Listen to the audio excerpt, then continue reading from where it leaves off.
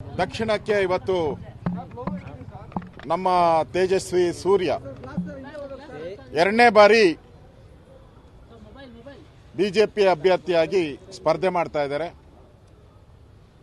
ಕೇಂದ್ರದಿಂದ ನಮ್ಮ ಕೇಂದ್ರದ ಸಚಿವರಾದಂಥ ಅನುರಾಗ್ ಠಾಕೂರ್ ಅವರು, ರಾಮಮೂರ್ತಿ ಅವರು, ನಾವು ತೇಜಸ್ವಿ ಸೂರ್ಯಗೆ ನಾಮಿನೇಷನ್ಗೆ ನಾವು ಬಂದಿದ್ದೀರಿ.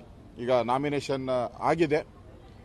ಈ ಬಾರಿ ನಾವು ಕಳೆದ ಬಾರಿ 3,30,000 ಓಟಿಂದ ಗೆದ್ದಿದ್ರಿ. ಈ ಸರಿ ನಮ್ಮ ಟಾರ್ಗೆಟ್ಟು ಸೌಮ್ಯ ರೆಡ್ಡಿ ನಿಂತಿರೋದ್ರಿಂದ ನಮ್ಗೆ ಇನ್ನಷ್ಟು ಈಸಿ ಆಗ್ತಾ ಇದೆ ಎಲೆಕ್ಷನ್ನು.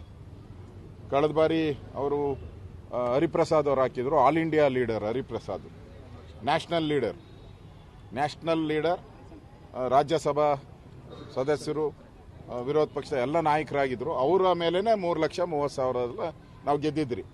ಇವರ ಮೇಲೆ ಇನ್ನೂ 5 ಲಕ್ಷ ಲೀಡಲ್ಲಿ ಆರಾಮ್ಸೆ ನಾವು ಗೆಲ್ತೀರಿ. ಯಾಕಂದರೆ ಕಳೆದ 10 ವರ್ಷದಲ್ಲಿ ಮೋದಿ ಮಾಡಿರುವಂಥ ಸಾಧನೆಗಳು, ವಿಶೇಷವಾಗಿ ನಮ್ಮ ತೇಜಸ್ವಿ ಸೂರ್ಯ ಬೆಂಗಳೂರನ್ನ ಧ್ವನಿಯನ್ನು ಪಾರ್ಲಿಮೆಂಟಲ್ಲಿ ತೆಗೆದಂಥವರು, ಕರ್ನಾಟಕದ ಧ್ವನಿಯನ್ನು ಪಾರ್ಲಿಮೆಂಟಲ್ಲಿ ತೆಗೆದಂಥವರು, ಎತ್ತದಂಥವರು ತೇಜಸ್ವಿ ಸೂರ್ಯ ಒಬ್ಬರೇ. ಕಾಮೆಂಟ್ ಮಾಡ್ತಾರೆ ಡಿ.ಕೆ. ಸುರೇಶ್ ಅವರು ಅನುದಾನ ಕೊರತೆ ಅಂತ. ಒಂದಿನ ಬಾಯಿ ಬಿಡಲಿಲ್ಲ. ಹೋದ್ರು, ತಿಂಡಿ ತಿಂದರು, ಬಿರಿಯಾನಿ ತಿಂದ್ಕೊಂಡು ಬಂದರು ಪಾರ್ಲಿಮೆಂಟಿಂದ ಅಷ್ಟೇ.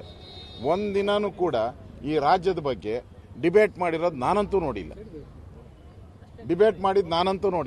ದೇವೇಗೌಡರು ಮಾಡಿರೋದು ನೋಡಿದ್ದೀನಿ, ತೇಜಸ್ವಿ ಸೂರ್ಯ ಅವರು ಮಾತಾಡಿರೋದು ನೋಡಿದ್ದೀನಿ. ಕಾಂಗ್ರೆಸ್ ಅವ್ರು ಗೆದ್ದಿದ್ದೇ ದೃಷ್ಟಿಗೆ. ಜನ ಹೋದ್ಸರಿ ಕಾಂಗ್ರೆಸ್ಗೆ ದೃಷ್ಟಿಗೆ ಒಂದು ಬೊಟ್ಟಿಡಬೇಕು. ಮನೆ ಹೊಸದಾಗಿ ಗೃಹ ಪ್ರವೇಶ ಮಾಡಿದಾಗ ಒಂದೊಂದು ಇಡ್ತಾರೆ ಬೊಟ್ಟು, ಆ ಥರ ಒಂದು ಬೊಟ್ಟಾಗಿ ಸುರೇಶ್ ಬಂದಿದ್ರು.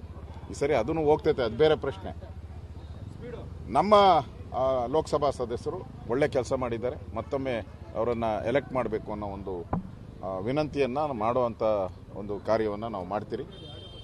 ಕಾಂಗ್ರೆಸ್ ಅವರು ಬರಗಾಲದ ಬಗ್ಗೆ ಭಾಳ ದೊಡ್ಡದಾಗಿ ಮಾತಾಡಿದ್ದಾರೆ. ಆಣೆ ಪ್ರಮಾಣ ಎಲ್ಲ ಹೇಳಿದ್ದಾರೆ. ದೇವರು ಎಲ್ಲ ಬಗ್ಗೆ ಹೇಳಿದ್ದಾರೆ. ನನಗನ್ಸೋದೆ ಕಾಂಗ್ರೆಸ್ ಅವ್ರಿಗೆ ದೇವ್ರು ಯಾವಾಗ ಜ್ಞಾಪಕ ಬಂತು? ಎಲೆಕ್ಷನ್ ಬಂದಾಗ ದೇವ್ರ ಜ್ಞಾಪಕ ಹೋಗ್ತೈತೆ. ರಾಮ ಮಂದಿರಕ್ಕೆ ಹೋಗಕ್ಕೆ ತಯಾರಿಲ್ಲ, ರಾಮನ ದರ್ಶನ ಮಾಡಕ್ಕೆ ತಯಾರಿಲ್ಲ. ಕೇಳಿದ್ರೆ ಆ ರಾಮ ಬೇರೆ, ಈ ರಾಮ ಬೇರೆ ಅಂತಾರೆ. ಅಂದ್ರೆ ದೇವರಲ್ಲೂ ರಾಮನನ್ನು 2 ಭಾಗ ಮಾಡುವಂಥ, ರಾಮನಿಗೂ ಕೂಡ ಬೇರೆ ಬೇರೆ ರಾಮ ಅಂತ ಹೇಳುವಂಥ ಒಂದು ಪರಿಸ್ಥಿತಿಗೆ ಕಾಂಗ್ರೆಸ್ ಅವರು ಬಂದಿದ್ದಾರೆ.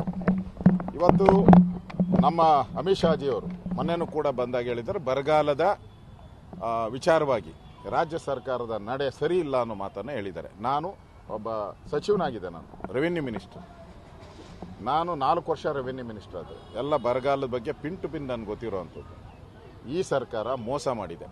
ಅದ್ರ ಬಗ್ಗೆ ನಾನು ಪತ್ರಿಕಾ ಒಂದು ಮಾಡ್ತೀನಿ, ನಾನು ಪ್ರೆಸ್ ಮೀಟೇ ಮಾಡ್ತೀನಿ. ಇದ್ರ ಬಗ್ಗೆ ಪ್ರೆಸ್ ಮೀಟು ಕೂಡ ನಾನು ಮಾಡ್ತೀನಿ. ಇವರೇನು ಆಣೆ ಪ್ರಮಾಣ ಹೇಳ್ತಾ ಇದ್ದಾರೆ, ಈ ಆಣೆ ಪ್ರಮಾಣಗಳೆಲ್ಲ ಬಿಟ್ಟುಬಿಡಿ. ನೀವು ಮಹಾತ್ಮ ಗಾಂಧೀಜಿ ಮೇಲೆ ಆಣೆ ಮಾಡಬೇಕು ಅಂತ ಹೇಳಿದ್ದಾರೆ. ಮಹಾತ್ಮ ಗಾಂಧೀಜಿ ಹೇಳಿದ್ರು ಕಾಂಗ್ರೆಸ್ ಅವ್ರಿಗೆ, ಕಾಂಗ್ರೆಸ್ಸನ್ನು ತೆಗೆದಾಕಿ ಅಂತ ಹೇಳಿದ್ರು. ಕಾಂಗ್ರೆಸ್ಸನ್ನು ಬಿಟ್ಟುಬಿಡಿ, ಸ್ವಾತಂತ್ರ್ಯಕ್ಕೋಸ್ಕರ ಕಾಂಗ್ರೆಸ್ ಮಾಡಿದ್ದು ಬಿಟ್ಟುಬಿಡಿ ಅಂತ ಬಿಟ್ರ ನೀವು? ಅದರಿಂದ ನೀವು ಮಹಾತ್ಮ ಗಾಂಧೀಜಿಯವ್ರ ಮೇಲೆ ಆಣೆ ಮಾಡುವಂಥ ಅಧಿಕಾರ ನಿಮಗಿಲ್ಲ ಕಾಂಗ್ರೆಸ್ ಅವ್ರಿಗೆ. ಅದರಿಂದ ಕಾಂಗ್ರೆಸ್ ಸುಳ್ಳುಗಳನ್ನು ಹೇಳಿ ಇವತ್ತು ಚುನಾವಣೆಗೆ ಬಂದಿದೆ. ಜನ ಅವರಿಗೆ ಸರಿಯಾದಂಥ ಪಾಠ ಕಲಿಸ್ತಾರೆ.